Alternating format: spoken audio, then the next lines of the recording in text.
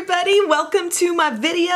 I'm very excited about this one. This is an idea that I've kind of had floating through my mind a few times, but it really came to light after a certain product that I used. And I'm talking about the bottom shelf, or maybe more accurately, the bottom rack at the drugstore. Have you ever kind of moseyed around your Walgreens, your Walmart, Target, and looked at what they're displaying on the very bottom? Because let me tell you, it's not the new stuff. It's probably not the real popular stuff. It's certainly in the beauty community here on YouTube. It's not the stuff you hear a lot about. And it's stuff that seems to generally carry a little bit lower price tag because it's not as new. And the thought kind of came to me when I got my L'Oreal Mineral Foundation recently, and I noticed the placement of this in L'Oreal's line. It was way at the bottom, kind of over at the corner, and this stuff has been out for maybe not quite 10 years, but close to that. It's really been part of the line for some time, but here it is like just so not prominently displayed there. And same with the blush in this line also, and you just don't hear a lot of people talking about it. And I don't know, you wonder if maybe they re-promoted stuff like this and put it a little bit up. Maybe people would look at it differently. But I don't know, I know very little about how the retail side of this works. Some of you all may be able to offer some different insights on why certain things are low and certain things are high. But an interesting thing I did for sure see was that like the big brands that have a huge presence in Walmart, let's say, so L'Oreal, Revlon, CoverGirl, and Maybelline, because they take up more space in the store, it seems like they have more option as to what goes down low. Like they could configure things differently. Things maybe could be swapped around a little bit, whereas the brands that had smaller sections, more narrow sections in the store, like Milani, Hard Candy, Wet n Wild, there I didn't really see this whole like, oh, it's only the old stuff no one's talking about at the bottom. There it was more like they just have this small amount of space, so it's just filled with everything and there's not maybe much option as to what goes where. Milani had newish things that were down low. I think Wet n Wild did too. So I didn't necessarily see this playing out everywhere. But these big brands, it's like they've got room to show these brand new launches. You've got these like lighted sort of banners now going across the top of the entire makeup section. You're seeing the stuff up high that's like newer things. You're not going to find a highlighter down at the bottom. You know, the highlighters, the eyeshadow palettes if they have some, certain foundations, you know, all that stuff's going up high, and then trickling down, you'll see what I found. I'm just going to jump in here. Some of this stuff I've been playing with, some of it's going to be kind of a first time use in this video. But CoverGirl seems to be a brand where now, regardless of placement in their collection, they're reworking the look of everything, you know, so it all seems a little newer, even if it's not technically. Like, for example, this concealer. Now they have this CoverGirl Clean Concealer. Well, it's actually Clean Invisible Concealer. Maybe just to remind people that it used to be just called Invisible and it had like the silver cap on it. So I picked up one of those. It wasn't until I got it home where I was like, oh, Invisible. I've used that before. It's probably the first concealer I ever used. And then I saw something at the bottom of the Physicians Formula display, which while they don't have a very big display in my Walmart, it did seem like they overall put some very random things toward the bottom, some concealers you don't hear a lot about. And this is called Gentle Cover. It says hides minor imperfections, claims to be ideal for sensitive skin. So I have been playing with these a little bit. The reason why I'm going to jump into these first is because I will be using some of that L'Oreal Mineral makeup, so I want to use my creamy concealers first. And something I noticed about this CoverGirl Clean was that it had sort of a pinky look. I'll show you here. I don't know. Maybe it was just a foundation I was putting it on top of, but I got some blemishes to cover. I got some redness around the nose. And I felt like the coverage on this product was pretty low, but it also, once it was all blended in, I thought it gave kind of a pink toned cast that didn't really fully cover up redness. You can see right here around the nose. Like, see how I still look a little pinky there? Generally speaking, almost anything can cover up the redness around my nose. It's doing okay on my blemishes down here, but still it's got that pink cast and overall just pretty light coverage. So I think I'm going to use that Physicians Formula stick some more. And this definitely does have more creaminess than like the old school concealer sticks, like some of the first concealer sticks I might have used in my makeup using days. I remember some of them just being so dry and just skipping across the skin. And this does seem to have some creaminess. We're going to take this around basically everywhere we need to conceal. So we're going to hit the under eye with this. This shade is pretty light. We're going to go around the nose for a little extra. I'll get that zit there too. Okay. I may even do a little highlighting since it is so brightening. But don't you guys find it kind of fascinating just I don't know, the way products are put out there to us. And when you look down low, I mean, it's easy to largely ignore that area because let's face it, you're not looking for a new launch down there. When you stroll through and you just want to see what's new, your eye doesn't go straight to the bottom of the display. But the prices on like mascaras, there were a lot of mascaras that I found in the lower part of the display. L'Oreal had a lot of them down there, CoverGirl, Maybelline too. And those were the less expensive mascaras that were right down low. I find that interesting. Okay, this is not an ideal concealer for under eye darkness. You can see that still there. Melasma dark spots. It's also just a little light on that stuff, you know, and I've talked about how when you go too light with a concealer, you won't get as satisfying of coverage because it will just take your discolored areas and lighten them up as opposed to really covering them up. And of course, peachy correctors are great in this respect. I was just using one that I hadn't picked up in a while, my Bobbi Brown Bisque. I was reminded yesterday how good that is. It's a lot like Benefit's Boing Brightening Concealer. Finally not instinctively calling that stuff erase paste all the time. I think this is about as good as we can do. It's got not a super dry appearance on the skin. I can look up kind of close and I'm not like you, but there were maybe like 2 shade options with this. The foundation I'm gonna use is something I bought a little while back, and it's the True Match Gentle Mineral Makeup. I was talking about this recently for the fact that, you know, when you apply it and you have to dip your brush into the product, sometimes it's hard to control the amount of product you're dipping into because it's not a separate cap. You're just kind of going into the sifter part. In the future now, I may round up a separate cap from just something empty so I can tip some in and build up my product slowly, but right now I actually don't have an excess of powder in here, so I'm just going to use it as is. Use that little brush, and I'm going to start buffing this in to my skin just lightly, and I may go over it a couple times, sort of the way I would with Bare Minerals original foundation. But I don't think this is a bad product, and I have liked the look of this using, you know, a concealer that I really like over my under eye and other areas, and then just popping this on for some light coverage. My whole look comes away seeming kind of full coverage after I take those 2 steps together. For what you're getting here, you know, the product and an included brush, all things considered, the brush is not bad. It could be softer, but I'm not really upset about it. And I am wearing this in the shade Nude Beige, by the way. I did notice they had quite a few shades out in this stuff, though. You can get some more. I'm gonna go around like another time.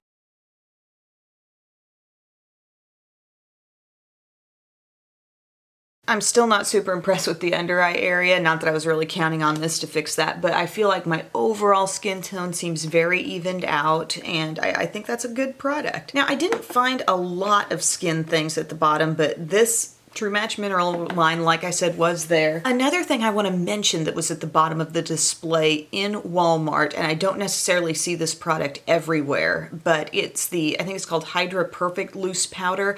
That is a really nice loose powder. It's in translucent and then I think a couple of shades. It's just not sold everywhere, but it's in Walmart. It's way down at the bottom next to the mineral stuff, and I do like that. I have some, it's kind of in the back of my drawer. Might be time for another back of the drawer makeup video, but I just wanted to give that a shout out. So I got a blush. It's the Bare Honey from the Mineral line. And do you remember when they used to have, I think they had a finishing powder and maybe like some kind of glowy powder because the brushes weren't the same on everything. Like here with the foundation, oh wait, these aren't the same. Check it out, the blush brush is smaller than that foundation brush by a little bit. Yeah, definitely is. But I remember when they came out with like a glowy thing and it looked like it almost had a duo fiber type brush on it, and then they had a really soft light colored brush on the finishing powder. I know some of you know what I'm talking about, but let's see what this blush shade is all about, shall we? Okay, it's really light. I need to build it up. It looks kind of like that in the brush. Yes, I can quickly go from a build it up slowly person to a we're gonna need to cake this on person. It was really hard to tell in this packaging, like, exactly what the depth of the product really was going to be like, you know? Okay, you just need to get a decent amount on your brush. I can see it now. It seems to be just a matte loose powder blush, like a really soft coral. Oh, another thing I was taking note of in L'Oreal's line is like, they're not big, none of these big drugstore brands have a huge blush presence. Maybelline has improved it when they re-released the Fit Me blushes, and they have some really good ones, you know, in the little square packaging, but Revlon has very little going on in terms of blush. L'Oreal just has some of the True Match blushes, but it really blends right in with their True Match powder line. It's just not very eye-catching. CoverGirl, again, has repackaged everything and its brother in their line, so that's gonna look newish, I suppose. The blush is not... Yeah, we're going back for more. I want to be at least mildly satisfied. Okay, that's a little better. You guys know how I feel. I don't want to stop until I like my blush. I don't have like any bronzer in this mix, so this is kind of the face right here. The brush is shedding slightly. Now my loves, I did not snag a eyebrow product, so I'm gonna go ahead and do my eyebrows and throw on a little eye primer, and then we'll resume. I used my go-to brow duo, my e.l.f. Instant Lift Brow Pencil in deep brown, and then my Brow Stylist Boost and Set in dark brunette. I just kind of swipe that through at the end. It really holds the brows in place if you've got a lot of brow hair that likes to go in different directions. But for my eye look today, I'm gonna keep it pretty simple. Here's what I wanted to investigate, these expert wear. Why did I choose this stuff? Well, there were different divisions of L'Oreal's or Maybelline's eyeshadows. They have, you know, the newer things up higher, the little palettes, the nudes palettes and whatnot. Then as the line gets lower down, they drift into their expert wear line. So they still sell some quads, that whole line of the smokes that was big at one time. And then they have some singles. And I don't know if this was just old display, but it did say new near some of the singles. And I think I do recall they relaunched some. I'm not sure if these two that I got were really part of that, but I thought let's just get a couple of simple shades, a couple of basic, maybe potentially popular shades with people and see how it goes. The other eyeshadow that I found on the bottom shelf was from CoverGirl. They had some singles down low as well, including a light blue that I had no desire to revisit because I wore that a lot during high school. Yes, a light blue shimmery shadow. So the shades that I got from Maybelline are Sterling Greige right here. Looks like a classic kind of shimmery taupe. And then I also have Dusty Rose here, which appears to be like a shimmery golden peach. Now that I'm swatching them, I'm getting really disappointed in my chances for executing a one shadow look with that taupe. These are my swatches, everybody. You can see the peach right there, and then the taupey shade just looks like this wash of silvery fine glitter. Great! Swatches don't tell the whole story though. We're gonna apply that with my Sigma E25. See if we can get a little color payoff in the crease. Something, anything. Because sometimes when you go directly into the product with your brush, you'll pick up a little bit more of the pigment, and sometimes some of the glitter will be left behind, and it's kind of different from when you swatch it. So we'll see. Now, I'm definitely seeing some shimmer on my eyes, but at least it's able to provide a little depth there. What do you say we sponge tip it? That's gonna be my new catchphrase. What do you say we sponge tip it? See what happens when we put this all over the lid in a packed on fashion. I'm quite underwhelmed here, folks. Can't say I'd recommend this to anybody.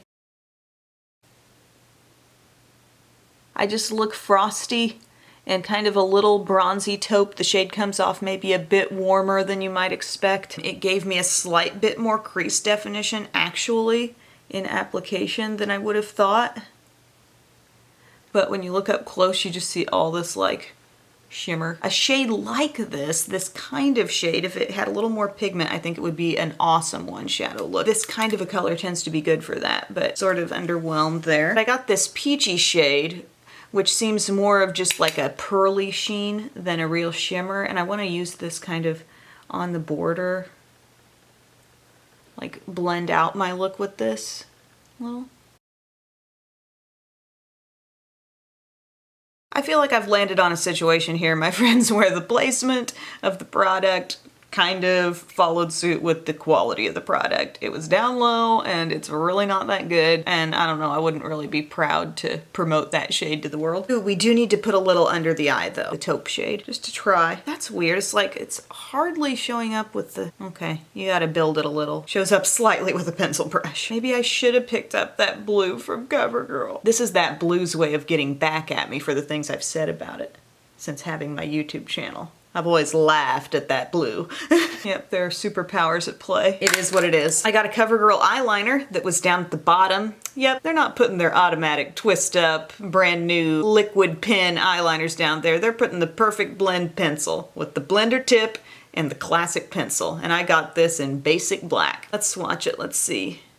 Well, you know, seeing as it's new, it's not super dry. This kind of pencil kind of comes off looking like a soft black, you know, not a really, really insanely dark black. Gosh, I haven't lined with a pencil in ages, but yeah, we're just gonna throw this on the upper lash line and then have a little fun with the blender tip. The thing that gets me about a lot of different pencil liners is that they tend to fade, you know. A good solid black liquid liner, when you land on a good one, and I've recommended, you know, several good ones, a good black liquid liner just stays so consistent. Okay, that went on easier than I was expecting it would. Let's use the little tip. Smudger tip. It's not a bad smudger tip, actually. Like what it's made out of.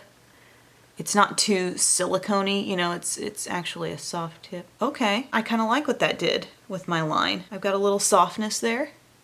It looks very natural. Question is, what will this pencil feel like after like a month of use? But actually with pencils though, you don't even have to be quite as questionable about whether pencils are going to dry out so much as the twist up ones. Because the pencil gets to be resharpened and you get to uncover like new fresh pencil all the time. And if you have a mechanical eyeliner that's going dry, you're sort of at a loss there. Struggling a little bit to get it super, super close to my lashes, but I think I'm getting there. Oh, you guys, last night, Bub and I got to go out. We had a little bit of a date night with some friends for a birthday celebration at a local winery, and that was a good time. And then afterwards, after we got the girls to bed, we watched Dawson's Creek, and it has been the slowest lead up ever to this relationship between Pacey and Joey. And I feel like we're still not 100% there yet, but they kissed. They finally kissed. And I like jumped off the couch and I was like, finally! And then I immediately tweeted about it, but right before I was about to send the tweet, I was like, what if this spoils it for someone out there? And then I reminded myself, you're the last person on earth to watch this show. Everybody else caught this in the late 90s, so go ahead and tweet about it. So I tweeted about it because it was a major happening in my world. I love the way this smudges, actually. I feel like I laid down a little more product here on this eye, and the more you do that, obviously the more there is to smudge. Kind of like the look of that. Okay. That was cool. Here's the mascara that I got. I'm really excited about this because I believe this was a Kristen Game recommendation from back in the day. I remember being back in my bright pink makeup room in the other house, and I had used this before, like in my earlier makeup using days, and then I'm pretty sure she liked this a lot, so I started using it again, and it's the CoverGirl Super Thick Lash, and this used to be in a red tube, am I right? Now it's in a pink tube, but you know, CoverGirl has these older mascaras like the Professional one, you know, it's actually called the Professional Mascara, and this one, and I think they put Lash Exact down low as well. They've just got these older mascaras that are going down low, and they're going to be like the cheapest mascaras in the drugstore, outside of maybe like a $1 e.l.f. mascara you might find. Whereas the newer ones in all these lines are going to edge closer to, you know, the $8, $9, $10 mark. These are going to be more like around $5 or maybe just a little less. So I'm going to give my lashes a good curl here and revisit this one because I remembered liking it. Yes, the brush. Classic brush here. It kind of does remind me a little bit of like a Tarte Lights Camera lashes, maybe a little bit longer bristles. The thing I'm liking about this right now is that I've applied, at this point, a coat and a half. The lashes aren't immediately dropping. I'm achieving length. Now with a couple coats, it's kind of thickening up. It's not giving me funky ends. But you know what CoverGirl mascara I really haven't used in a while is Lash Blast. Just the regular old orange tube Lash Blast. You know, I do respect the fact that certain brands are still hanging on to products that have been around this long. You know, the Professional mascara. I mean, the first mascara I ever used when I started using makeup was the CoverGirl Professional Lash. And it's still on the shelves to this day. With all the crazy product turnover that tends to happen and all the stuff that ends up getting discontinued, you know, products you loved that you can't find anymore. There are some things still around. There's some products still kicking. And in CoverGirl's case, they all got a makeover here recently. This is what I'd call a solid mascara. It honestly doesn't do quite as much for me as like Lash Paradise or Supersizer do, but it's not bad, and it didn't give my lashes like funky ends. It's not taking like 2 years to dry, but yet it didn't dry too quick and I was able to build it on itself. So I probably could have even built it a little more than I did. Last thing in my little bag where I've organized this stuff is a product from L'Oreal. This is like a 2-step infallible product. It was way down at the bottom, and I think it's because the rise of the liquid lipstick is kind of pushing these 2-step things out, you know, like the CoverGirl Outlast, and Maybelline has something that's one of these 2-step processes where you have the product that completely sets on your lips and then the balm that goes over the top, which I like the fact that somewhere along the line someone said, this stuff is too dang dry, we need to supply people with the balm on top. That mindset I can respect. It's the people who put out the uncomfortable as heck liquid lipsticks that they expect people to walk around with all day thinking, this is just the way it's supposed to feel. I support the built-in balm, okay? So the shade I got this in is called Forever Candy. It wasn't the most on fire looking red. It was a little bit of a soft red. And I thought going kind of soft and gentle on the rest of the face, I could pull off some boldness here. Yeah, there's some warmth there. If you look really closely at this, it looks like it has a little like very, very fine golden pearlescent thing going on there. But you like how I went from like the most natural makeup ever to boom, glam with this red lip? Doesn't look so great with my maroon top. I'm sorry about that. While that sets, I'll just go ahead and take down my hair. I'm rocking a little Second Day Wave. I'm gonna look up exactly what this product is called. It says infallible 2-step lip color inspired by makeup artist expertise. 24-hour lip color includes ultra HD color with high concentrated pigments and a color lock balm to seal your color. I think I've given it enough time to set, and if I press my lips together, it still sticks just a little bit, which I don't love, but I feel like it's as far as it's gonna go. So I'm gonna put my balm on. Ooh, that really made it shiny. And nothing at all came off on the balm, so that's kind of what proves to me that it was set, but it feels great on my lips now. That balm feels fantastic. We'll see how that wears throughout the day, but this is my finished look. Let's just kind of review a little bit here. On the concealers, I really wasn't impressed with either one of them. I mean, the Physicians Formula consistency of this stick was not bad. Like, it felt smooth enough on my skin. It didn't look especially heavy on the skin, even after I built it up, but the shade is just too light for me. And then the CoverGirl Clean Invisible. A lot of us have probably used this concealer at some point in our lives, and I just don't like how it has this sort of pink cast on the skin. And when you're trying to cover redness, it doesn't do you any favors. The L'Oreal True Match Mineral, I mean, I've told you about how it can be kind of difficult when you're trying to build it up little by little and you don't have a separate cap to put the product in, so you may need to come up with your own separate cap, because otherwise you're dipping directly into the sifter. But I do like this product. I like the coverage that it gives. I've liked the look that it's given my skin on top of just a little concealer in certain areas where I need it, especially when the concealer's really doing its job and working well. This looks fine on top. But another reason why I don't like it as well as Bare Minerals Original Mineral Foundation is because this is more matte on the skin. It doesn't have that kind of X Factor luminosity that I feel like I have, that beautiful skin-like semi-sheen that I end up with after using Bare Minerals. So just keep that in mind. This is more matte. The blush was sort of barely there, like I still could use a little more, but I felt like I built it up a lot. The color seems like it should be a little deeper, just looking at what's in the container there. Just be advised that the Bare Honey shade is gonna be kind of light. The eyeshadows are a major like pass for me. I'm not interested in really trying any more from this line. I mean, I got a very basic, definitely barely there type of look. I don't like the amount of sparkle that seems to be coming off of this. And there actually is, if you look closely at my eyes, you can see the little bits of sparkle around the crease and stuff. This could be such a universally great shade for a lot of people. I'm surprised that they put it in that finish that just kind of makes it look cheap. Now this Perfect Blend eyeliner, I will continue to use this. I'm telling you that. Like, this went on nicely. It smudged out nicely. Like, it gave me a nice little soft line there. So I like that. I'm also going to keep the super thick lash in my rotation because there's nothing wrong with that mascara, and it built up fine. I could have probably built it up even more. That product definitely does a good job. And the lip product, you know, I'm not mad at this either. The wear throughout the day is going to be really important, but I actually love the color and I really like the way it looks with that glossy lip balm on top. So that's that, my dears. Thank you so much for taking time to watch. I would love to know if there's anything you've discovered recently from the bottom shelf that has surprised you in some way. Let me know about it in the comments section below, and I will see you guys in my next video. Bye. I don't usually wave with that hand, do I? That felt funny. Bye.